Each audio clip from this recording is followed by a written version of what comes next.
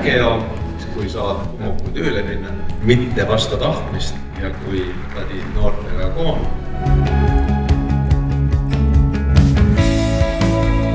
Selle aasta detsembris saame me 33-aastaseks. Võru maakonna aasta kodanik on Indrek Hunt.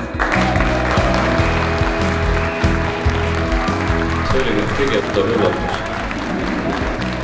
Aasta ettevõtja on Raul Vene.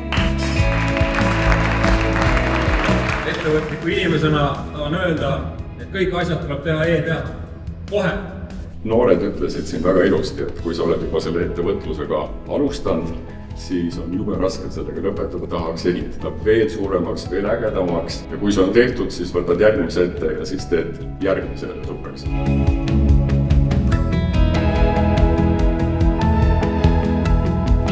Palju hoogu vana.